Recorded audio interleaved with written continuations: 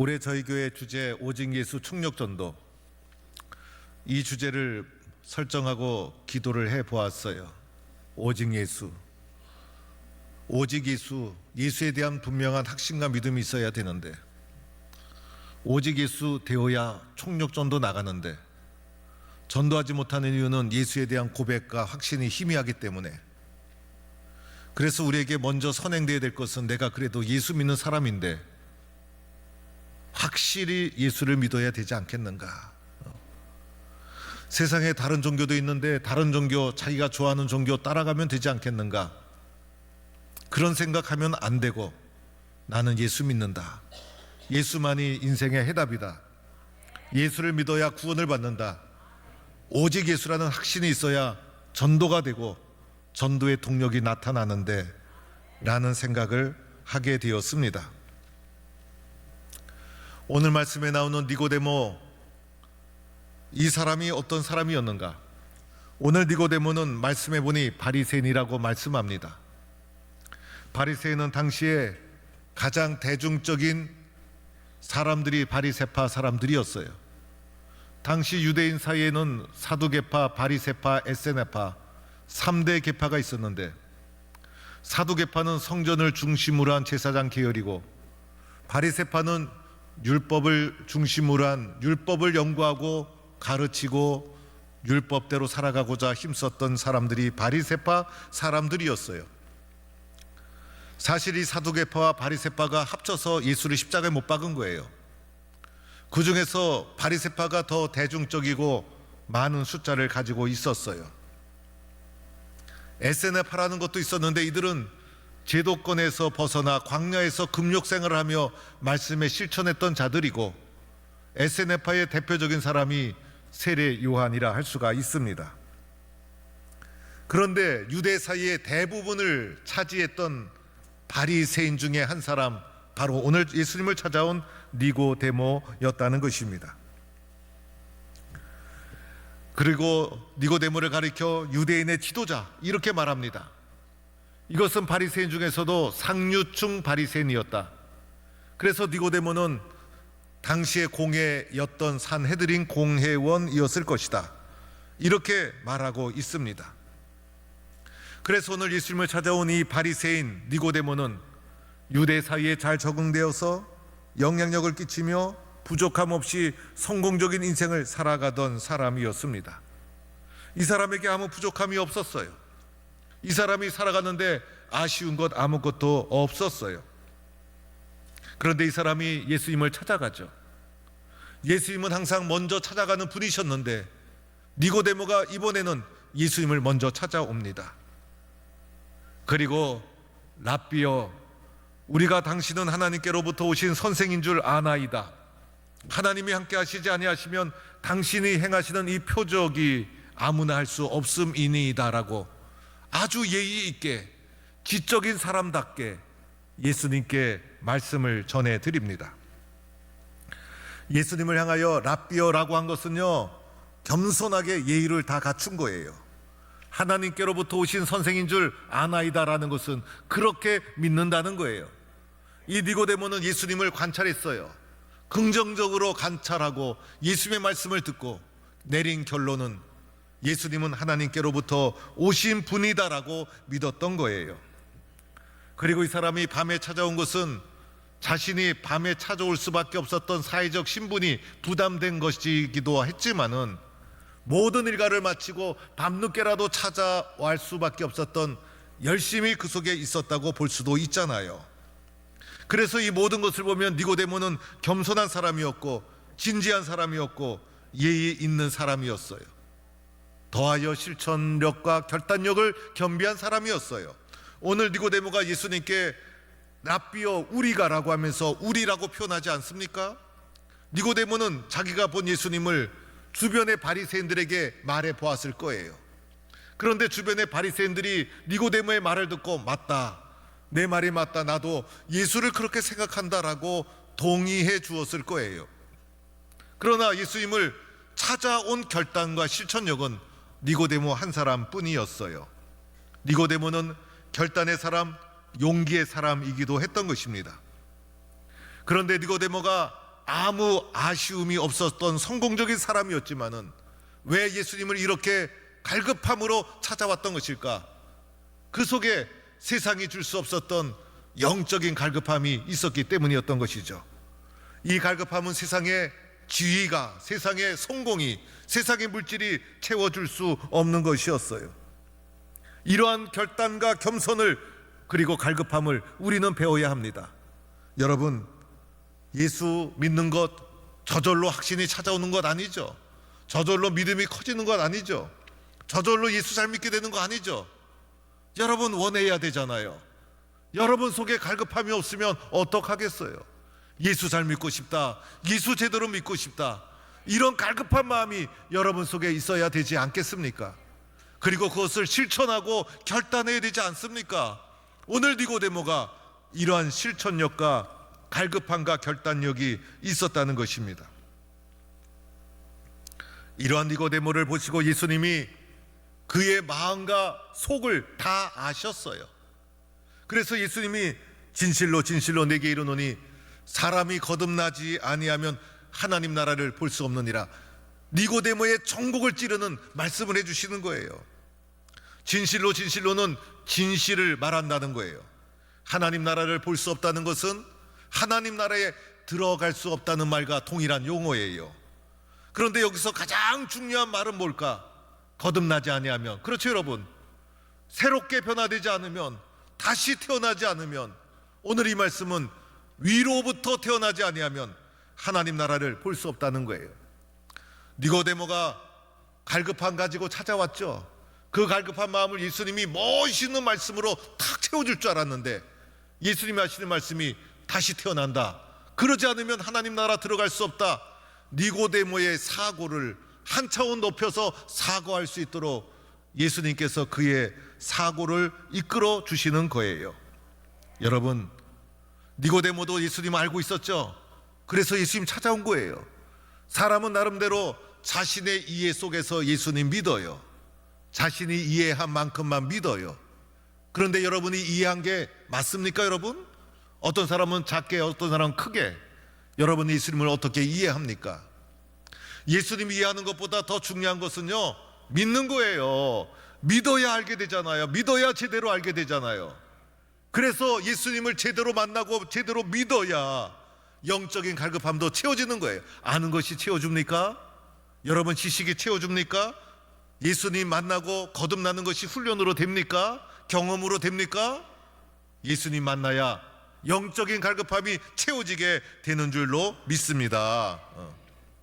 여러분, 이것을 니고데모가 이해할 리가 있나요? 니고데모는 사회에서 성공한 사회 세상적 사람이죠. 그래서 니고데모가 하는 말이, 사람이 늙으면 어떻게 다시 태어납니까? 어머니 태 속으로 다시 들어간다는 말입니까? 사실 우리도 이렇게 대답할 수밖에 없는 세상적 사람인 거예요. 그런데 니고데모는요, 이렇게 육적으로만 생각한 것이죠. 여러분 그렇지 않습니까? 우리 모두도 사실 세상적 사람이고 육적인 사람. 그래서 니고데모 이상을 생각하기 어려운 존재가 우리들이라고 할 수가 있어요. 예수님 만나기 전까지는 하나님 나라가 보이지도 않고 하나님 나라 들어갈 수도 없는 거예요. 그렇죠 여러분, 예수 안다고 다 아는 것이 됩니까? 여러분의 아는 지식이 여러분 그것이 구원의 기준이 되는 것입니까? 여러분이 도대체 어디까지 압니까 여러분? 만나야 되지 않습니까? 그래서 오늘 우리들은요, 니고데모의 이런 모습 앞에서 나는 진짜 예수 믿고 있는가? 나는 예수님에 대해서 확신을 가지고 있는가? 나의 신앙은 진짜인가? 이렇게 진지하게 나 자신에 대한 신앙의 검증을 하면서 니고데모의 심정으로 예수의 말씀을 들어야 하는 거예요. 오늘 예수님께서 거듭나는 방법을 말해 주시죠. 예수님께서 뭐라고 말씀하십니까? 이렇게 말씀하십니다. 내가 진실로 진실로 내게 이르노니 사람이 물과 성령으로 거듭나지 아니하면 하나님 나라 들어갈 수 없느니라. 거듭나는 방법 말씀해 주시죠. 두 가지. 뭡니까? 물과 성령. 그렇죠. 오늘 어떤 분들은요, 물과 성령을 하나로 보기도 해요. 사실은 예수님이 말씀하시고자 하시는 것은 성령이었다. 그런데 오늘 물과 성령으로 나왔으니 물과 성령으로 거듭나는 것을 말씀드려 보겠습니다. 첫째는 물이죠. 물은 뭡니까 여러분? 씻는 것 아닙니까? 더러운 것을 씻고 때를 씻고, 코로나 때 손 씻는 것 훈련이 되어서 밖에 나갔다 오면, 화장실 갔다 오면 손을 씻고, 씻지 않으면 안 되죠. 씻지 않으면 냄새 나고 때가 쌓이게 되고, 사람은 씻어야 되는 것이죠. 우리의 죄는 무엇으로 씻습니까? 물로 씻습니까? 물로 씻는 것은 형식이고, 그죠? 겉으로 표현한 상징이고, 우리의 죄는 뭐로 씻습니까? 우리의 죄는 예수님의 십자가로 씻는 거예요. 그렇죠 여러분? 예수님의 십자가의 피로 나의 죄가 씻겨지고 내가 새 사람이 되었다는 예수님 영접의 표로 세례를 받는 것이죠. 그래서 물세례 전에 뭐가 있어야 됩니까? 예수님을 영접하는 사건이 선행되어야 하는 것이죠. 그래서 예수 믿고 그 표로 물세례를 받는 거예요. 그래서 오늘 여기서 물은 속 의미는 예수님의 십자가로 새 사람이 되었는가를 우리에게 묻고 있다라고 할 수가 있어요. 그렇죠 여러분? 우리들은요 예수님의 십자가로 용서받았고, 예수님의 십자가가 나를 구원했고, 예수님의 십자가가 나의 더러운 죄를 다 씻어주셨고, 예수님의 십자가 때문에 내가 새 사람 되었고, 예수님의 십자가 때문에 거듭난 사람이 된 것을 믿으시기 바랍니다. 이걸 확실히 믿어야 돼요. 얼마나 감격스러운 거예요. 저는요 유아 세례 받고 입교를 했어요. 그래서 입교할 때 세례 받고 싶었어요. 나도 세례 받고선 물 세례라도 받고 은혜도 체험하고 새 사람 된 것을 느끼고 싶다 그랬는데, 유아 세례 받아서 입교만 된다고 하더라고요. 그런데 그때 문답을 하는데, 문답 받던 세례 받던 어떤 여자 성도님이, 목사님이 문답을 하는데 막 울어요. 울어. 예수 믿습니까? 하니까 엉엉 눈물을 흘리면서 예 아멘. 또 질문하니까 눈물을 흘리면서 아멘. 옛날엔 세례 받으면서 다 울었어요. 그래서 저는 저분이 왜 우는가, 그래 우는 게 신기하고, 그리고 세례 받을 때도 막 엉엉 울면서 세례 받으시고, 그래서 울면서 세례 받는 모습을 보면서 제가 은혜 받았던 기억이 납니다. 저는요 목사 안수 받을 때 많이 울었어요. 어릴 적부터 커서 목사가 되겠다고 다짐하고 결심하고 기도했지만은, 청소년 시절이 되어서 나 목사 안 되겠다, 나도 목사와 같은 인생 안 살겠다, 그래서 목사 안 되려고 발버둥 치다가 나중에 변화가 되고 은혜 받고 신학교 입학하고 목사 안수를 받는데 그냥 눈물이 주르륵 흐르는 거예요. 지나간 방황의 시절이 주마등처럼 지나가고, 예수님이 나를 품어주시는 은혜를 느끼고, 그래서 눈물을 주르륵 흘렸던 기억이 납니다. 여러분, 예수님의 십자가의 사랑 앞에 눈물 흘리고 감동하는 성도가 될 수 있기를 축원합니다. 두 번째는 무엇으로 거듭나니까? 성령으로. 그렇죠 여러분? 첫째는 물, 둘째는 성령. 그래서 성령으로 거듭나야 오늘 이 순간에도 예수님이 나와 함께 하심을 느끼고 믿게 되잖아요. 오늘 말씀에 육으로 난 것은 육이요, 이건 뭡니까? 첫 번째 태어나는 것. 영으로 난 것은 영이다. 두 번째 태어나는 것. 무엇으로 태어납니까? 성령으로 태어나는 것. 그래서 성령의 태어남은 영적인 사건. 그런데 이 성령이 어디서 옵니까 여러분? 성령이 하늘에서 옵니까? 동쪽에서 옵니까? 서쪽에서 옵니까? 성령은요 말씀과 기도로부터 오는 거예요. 그래서 우리들은 말씀대로 될 줄로 믿고, 말씀을 경청하고, 말씀을 붙잡고, 말씀을 믿고, 말씀대로 될 줄로 믿고 간절히 기도하고 뜨겁게 기도하고 한마음으로 기도하면 바람 같은 성령님, 불 같은 성령님이 어느 날 나에게 임하시고, 성령이 임하시면 나는 그것을 막을 수가 없어요. 성령에 사로잡혀서 거듭남을 체험하고 성령 충만 체험하고 하나님의 은혜를 체험하고, 그래서 우리들은 말씀과 기도로 사모하며 나갈 때 성령 충만한 은혜를 경험하게 될 줄로 믿습니다. 그럴 때 오직 예수, 확신과 믿음을 가지고 나아갈 수가 있게 되는 거예요. 저는 오늘 세상을 보면 참 걱정이 되고 염려가 돼요. 오늘 우리가 살아가는 이 세상의 특징이 몇 가지 있죠. 그 중에 하나가 상대주의. 그래서 모든 것을 상대화시켜요. 우리는 절대적인 예수님, 하나님, 성령님을 믿고 있는데 우리의 신앙을 세상이, 이 시대가 끊임없이 흔들고 있어요. 여러분, 우리의 신앙이 자꾸 흔들리는 이유는 세상과 문화가 여러분의 영적인 신앙의 고백을 흔들고 있기 때문인 거예요. 그 세상 속에 살아가고 있기 때문인 거예요. 심지어는요, 남자와 아니면 여자죠, 여러분. 남자 아니면 여자 아니에요? 그런데 그 절대적인 기준조차도 모호해지는 것이 오늘 이 세상이에요. 그리고 이 세상이 얼마나 많이 변합니까, 여러분? 세상은 변한다는 것을 기억해야 돼요. 하나님은 변함이 없지만 세상은 변해요. 여러분, 국가도 영원한 줄 아십니까? 로마도 무너졌죠. 소련도 무너졌죠. 학교 다닐 때 배웠던 유고슬라비아는 어디에 갔습니까? 옛날에 박정희 대통령급 축구대회 때 축구 잘하던 버마는 도대체 어디 갔습니까?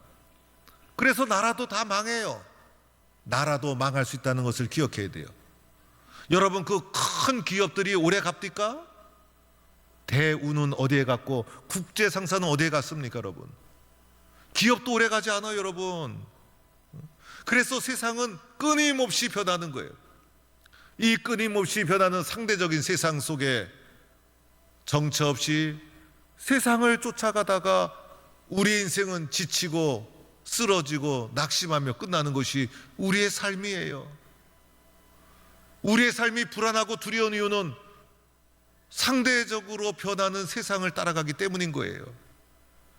이런 세상의 미래가 여러분 불안하지 않습니까? 또 세상의 특징이 있죠. 이기주의. 오늘날처럼 개인의 이기심이 극도로 발달된 사회가 언제 있었을까? 과거에는 개인보다 공동체, 개인보다 사회, 개인보다 국가, 우리는 희생하고 헌신하고 그것을 소중한 가치로 여겼잖아요. 3.1 운동도 그래서 일어난 거 아닙니까? 오늘이 3.1절인데 기독교인들이 2%도 안 됐는데 나라와 민족을 해서 맨손으로 독립운동, 만세운동 했던 것이 기독교 정신. 기독교 정신의 밑바닥에는 순교신앙이 흐르고 있는데, 순교신앙은 내가 죽어 다른 사람을 살리는 거예요. 내가 죽어 교회를 살리는 거예요. 내가 죽어 민족을 살리는 거예요. 그게 순교신앙 아닙니까, 여러분?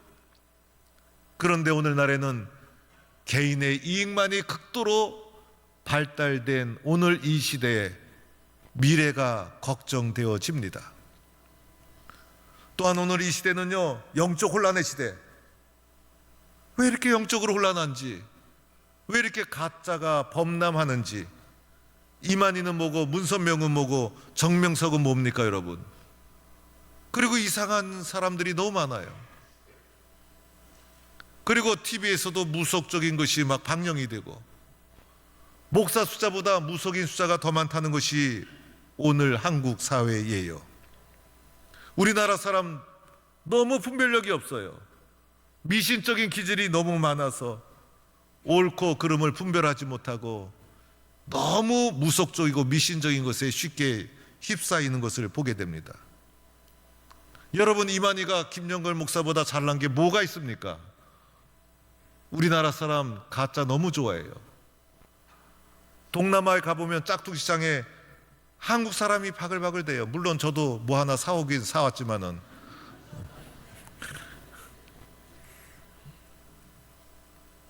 이렇게 가짜가 범람하고 영적 무질서, 여러분 미래가 불안하지 않습니까? 이 모든 시대의 유일한 해결책, 예수 그리스도이신 줄로 믿습니다. 예수님 잘 믿어야 되는 거예요. 예수에 대한 분명한 확신과 믿음과 고백을 가지고 힘차게 살아가는 성도가 되기를 축원합니다. 그래서 우리의 마음속에 나는 하나님의 자녀입니다. 나는 예수님만 믿겠습니다. 예수에 대한 절대 신앙과 고백을 가지고 세상을 이겨 나가겠습니다. 이런 고백과 믿음을 가지고 힘차게 살아가는 오직 예수의 성도가 되기를 간절히 축원합니다. 하나님 감사합니다. 오늘 이 시대가 걱정입니다. 상대주의 세상, 그리고 영적 혼란의 세대, 극도로 이기심이 발달된 오늘 이 시대에 우리들은 무엇을 믿고 살아가야 됩니까? 이 세상이 어떻게 나아가야 됩니까?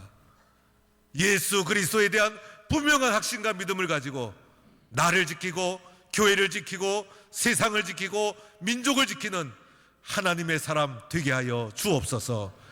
예수님의 이름으로 기도드립니다. 아멘.